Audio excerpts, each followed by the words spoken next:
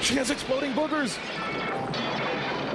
Man, I really cut one. Hollywood has certainly produced its share of bad movies, but thousands of miles away in Eden Prairie, Minnesota, they found a welcome home at Mystery Science Theater 3000. You took my Employee of the Month parking spot, you bastard! The thing that people identify us the most for is screaming back at the culture. I have a brain the size of a chickpea. You're not supposed to talk back at a movie. Stop the movie! And that's what's going on here. Something everybody wants to do. We're just putting it out there. Deal with it, you big, huge, giant babies. And sometimes it works and sometimes not so good.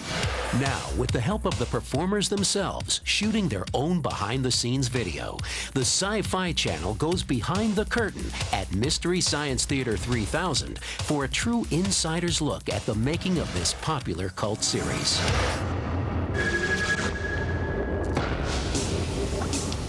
What's this then? Hey, look at that. We're appearing as Crispix. Well, hello, you handsome devil.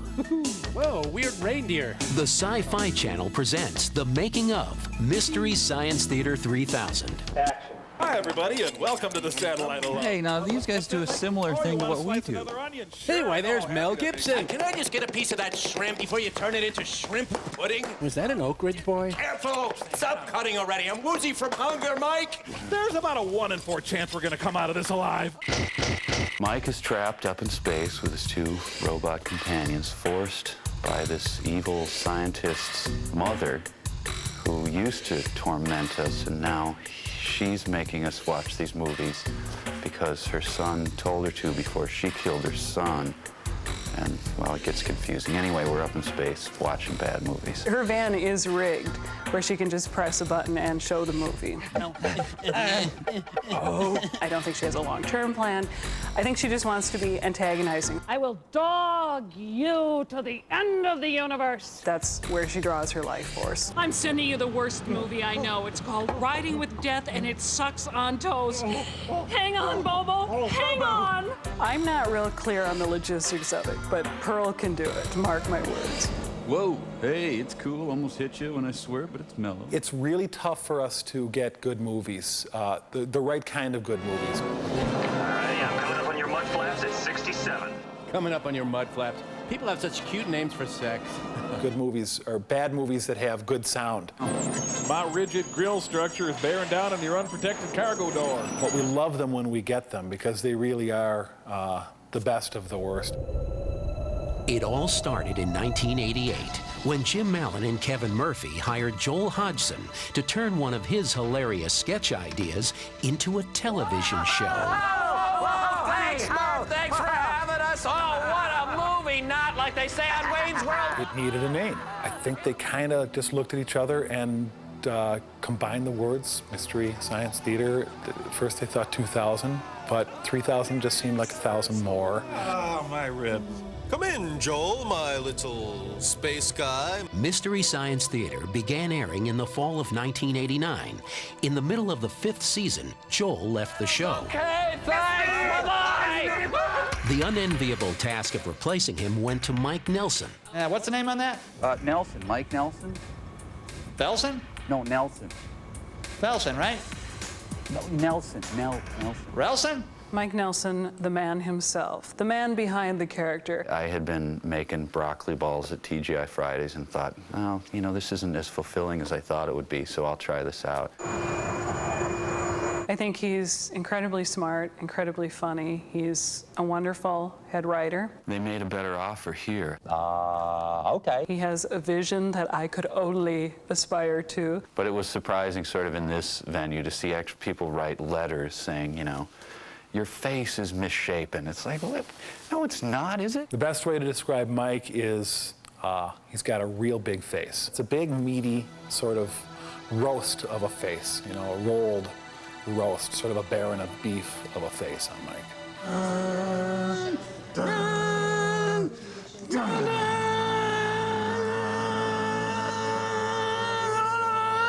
I do have one of the largest faces in show business. Thank you. Don't Mike the puppets. What are you doing? I became a mama. I'm the one who's talking. Mike me. I think Kevin is the little kid of the show. Good God!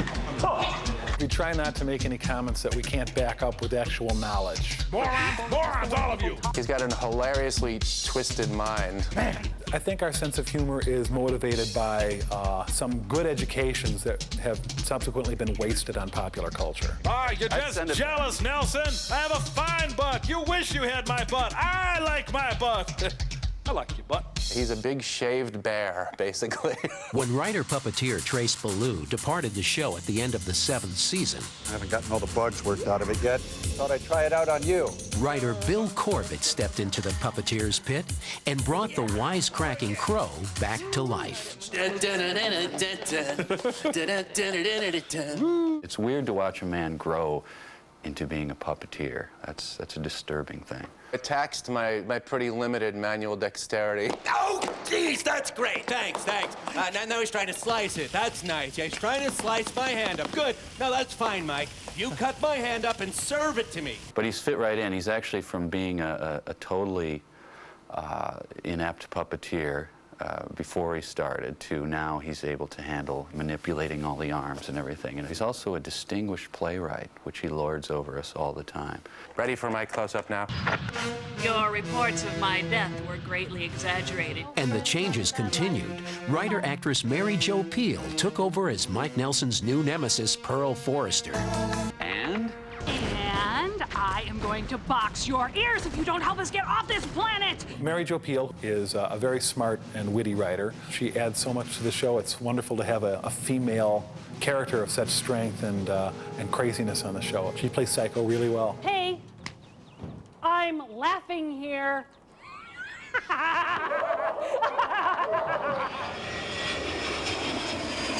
Flying around in her rocket Volkswagen, Pearl lands on strange new planets, allowing the writers to introduce hysterical, bizarre new characters to the show. Hey, what do you think of these characters? Pretty evolved. Action. Mike! We're under attack! We are now going through time and space and having fun with every science fiction and fantasy convention that we can get our hands on. A planet where apes evolved from men? My name is Bobo, Professor Bobo, son of Coco, and heir to the lineage of Dodo, Bogo, and Chim Chim. And I'm Peanut.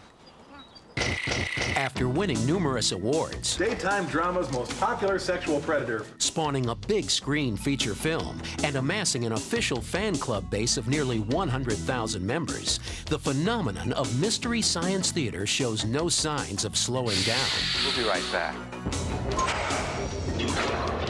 When the making of Mystery Science Theater 3000 returns, we'll go behind the doors of the writing room for a look at the unique Mystery Science writing process. You wouldn't look good bald. And the shooting of the famous theater scenes. Hi, this is Bill Corbett here in the MST3K writing room, giving you a little tour of where the wackiness starts. Oh, I was hoping this was Mission Genesis. Darn. This is the writing room from the point of view of the movie. And here's the gang and another stupor. Stupid movie? Boy, are you stupid, huh? Wait a minute. Mike, who are all these people? Yeah, are you seeing other puppets? No, I swear. Oh, leave me alone. Say. To truly appreciate Mystery Science Theater 3000, one must have an unconditional love for nail-bitingly bad movies. Hey, it's in color. Color. We actually try not to be too obtrusive to the movie. Well, the doctor should have been more specific when he told her to get plenty of fluids. We tried to do it around the dialogue. You're hitting the booze again, huh? Leave me alone, I feel terrible. This place is full of spiders. We sort of make fun of it with care. Yeah, I know. Little pink ones. with the modicum of respect for these bad movies to, speak for themselves. Lay off the booze, Ev, and they'll go away. You know, in her defense, laying off the booze would mean seeing him sober. It's true. I try to get these movies out of my mind as quickly as I can after we've watched them. I feel as empty as I did watching it in the theater. While the general public normally refuses to sit through even one showing of movies this bad, Base and devoid of virtue. the Mystery Science Theater gang must endure countless screenings. I think the biggest compliment that we can get For the movie part of what we do is when people say to us, that is improvised, right? You just do it on the spot, you ad lib? We just sit down with it and slog through it, hours and hours watching it and stopping the tape and starting over. And there are these moments. When you're in a race, you have to win. Why? Why? That just have no innate humor in them. I just didn't feel like winning. I'll have to report this.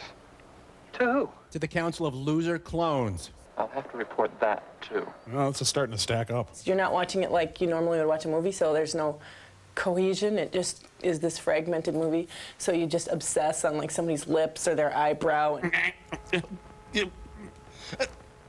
Oh, there, better. Just drives you crazy. We take turns sitting at a computer terminal, typing almost everything we say down according to the time code. And here you can see the actual lines that we are currently writing. The only ad-libbing that goes on is when we first go in there and we throw our bile at the screen as we're watching it. Oh!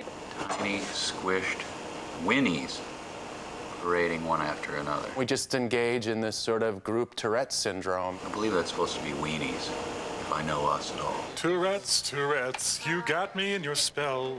Here's the glissando portamento. There's like 800 comments in a script. It's supposed to be glissando and portamento. So it has to be timed out just right. Hobbit, beep, beep, beep, beep, beep, beep, beep. Crappie, beep, beep, beep, beep, beep, beep, beep. If you're doing a scene with a guy in a rubber monster suit and you can see the zipper and there's tennis shoes on him and stuff, I mean, those are real easy. Making each other laugh, that's really our goal. Toilet jokes, I think, mostly. That's what people hone right in on. As soon as I get off the can, I'm gonna do something about this. The gang rehearses each bit exhaustively. Kevin, don't do that! Every joke well thought out. Ow, that hurts. To give it that off-the-cuff feel. Finally, the writers are set to perform in Mystery Science Theater's most recognizable and surprisingly simplistic setting. And Richard Carpenter sketches a truck. This here is the movie crow, actually. People don't realize this, but when we do the silhouettes in the movie, we use this spare crow. Real fans will also recognize this black crow as the evil crow from several seasons back, Timmy.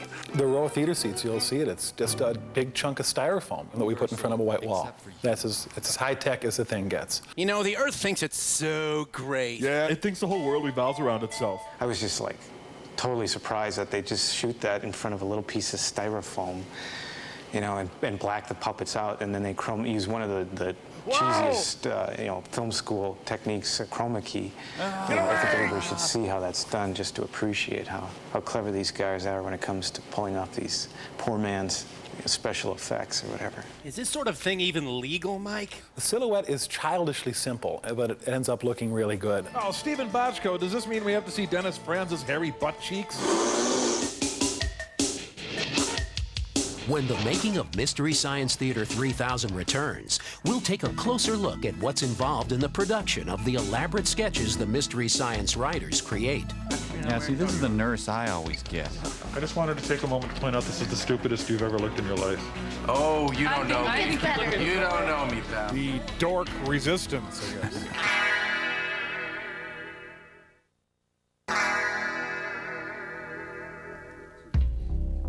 If you need someone else to rock your van, you're doing it wrong. Yep. If I hear any more screaming, young lady, I'm going to ground you. While making fun of easy-to-make-fun-of movies is the trademark of Mystery Science Theater 3000. He really was on top of Old Smoky, huh? It's the sketches that drive the show's storylines, providing some of the campiest, most memorable moments of the series. Welcome, and try to comprehend us. We're constantly on the lookout for something that we can latch onto like a life preserver. Fire Paul. If you're dealt a movie with a Southern element, Kill Paul at some point. then boy, you're really going to latch onto the Southerners. Paul grudgingly rehired. I'm a trucker. What happened to your body? Well, I got me a trucker body. Found a foam latex truck driver body maker in the Yaller pages. I'm the lone eagle of the interstate. The sketches place Mike and the robots into one bizarre world after another. Hello, nanites. Yo.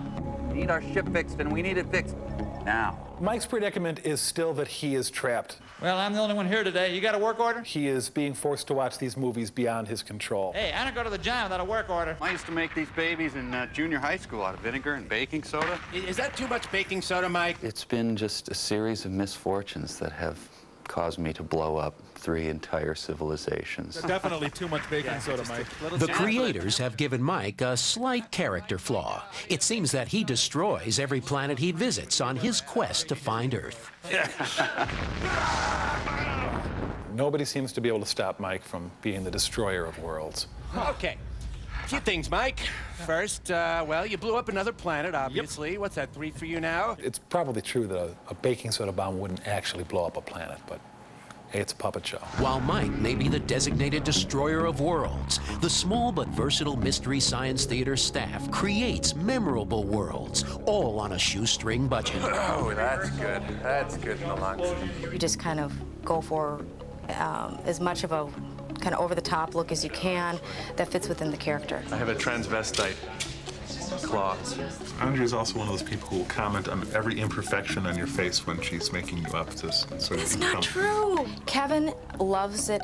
I think it's partly an alter ego for him. He just puts it on and he is, you know, an ape. Now, show as the sun will cross the sky. Each week, art director Patrick Brandsegg and costumer Beth McKeever must race to create numerous offbeat sets, bizarre inventions, and off-the-wall costumes. The set is made up of stuff, found stuff from the Goodwill, from the St. Vincent de Paul, from a lot of dumpster diving. You'll notice a Santa Claus up there, or a kid's potty training chair, or hungry hippos, or a couple of different chunks of the Millennium Falcon are up there. My parents' house is a great resource. Mom, do you mind if I take that old thing that's in the garage? It's kind of cool, too, because the directors and the writers give us a lot of leeway and trust us a lot, trust us enough to, like, you know, take the funny thing that they've created and make it our own. The prop department works overtime, doubling as a robot repair shop to keep the junk heap trio in working order.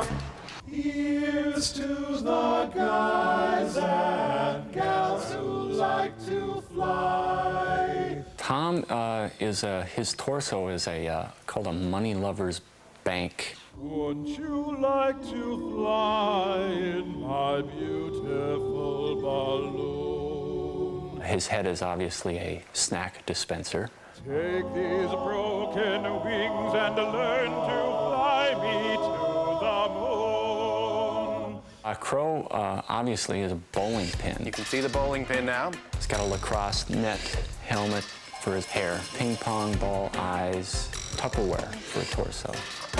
Action. Director of photography Jeff Stonehouse has the tough job of transforming a small studio space into whatever strange new world the script calls for.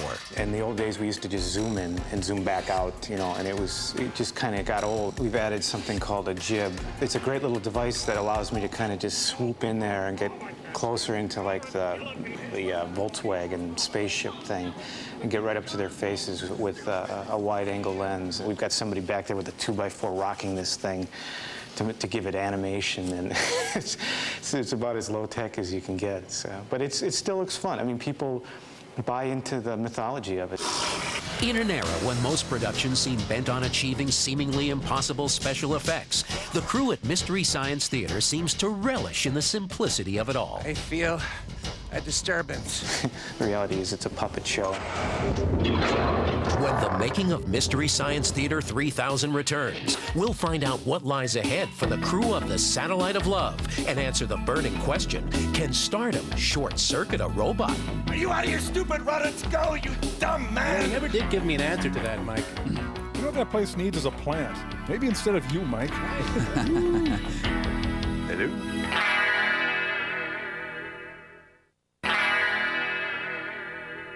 Cheap special effects. Contact, hey, watch and learn. I'm gonna try to pull behind this asteroid. Ooh, they're hiding behind a big loaf of Irish soda bread. Where the hell did they go? Is this an old girl's run? Ah! Pearlton Heston. I have lots of guns. Evil Pearl Forrester may be keeping Mike Nelson and his rascal robots on the run, but it's the show's rabid fans who really keep the satellite of love in orbit. The thing that overwhelmed me the most when I first arrived here was the support from the fan base. They are so invested in this show. When something changes or something happens, they will call up. Why did this change? What happened? What are you guys doing? Oh my gosh, look at that. Years of fan mail up there. Yeah, a lot of odd things. You know, we once got a set of teeth, which I thought was a little excessive, just an envelope of bloody molars, please, no more of those. We have our homes here, our families are here. We can go home at the end of the day and not have to face awful traffic and live in a little cardboard box. Everybody here has a really good sense of what they're here for, what their purpose is. Is that really what you're striving for, to not be noticed? Yeah. I feel particularly blessed because this show satisfies a lot of the creative urges that I have. Detonation in 30 seconds.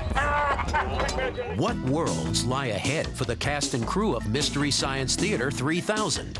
How many more planets will they destroy? And how many more bad movies will they subject us to? To the legions of loyal fans, hopefully as many as the number of galaxies themselves. Billions and billions. I think as long as it is interesting and it's genuinely funny, then it has a place, because there are so many bad movies. Each year we get slightly better, like we buy a new light and, hey, we like our new light. And so I want to be in it long enough where, like, computer animated dinosaurs become like $20 a piece. Then we can include those. That's it. That's the adequate one. That's the one that people won't get. We've achieved mediocrity, gentlemen. Please keep sending all those chocolates. I like them. Yum. Coming up next, a band of murderous robots go after the Fall Guy. Well, someone's changed the face of humanity by illuminating how this show was made. Yeah, tuck that away in your Library of Alexandria. Kind of done like you might think, really. I mean, not that anyone was really asking. It's true. Doughy Midwesterners? Yeah. Yep. Pretty much. Yep. Now, which one is the guy who's always hanging off my butt? You got one of those? You know, I've got one too. Yeah, now how do you get rid of those things? I don't know. Talks, I suppose. So, did Fitzcarraldo get the boat over the mountain? You know, I missed that. Did Coppola go insane in the jungle? Oh, yeah, definitely. Oh, yeah. Martin Sheen had a heart attack. I saw that.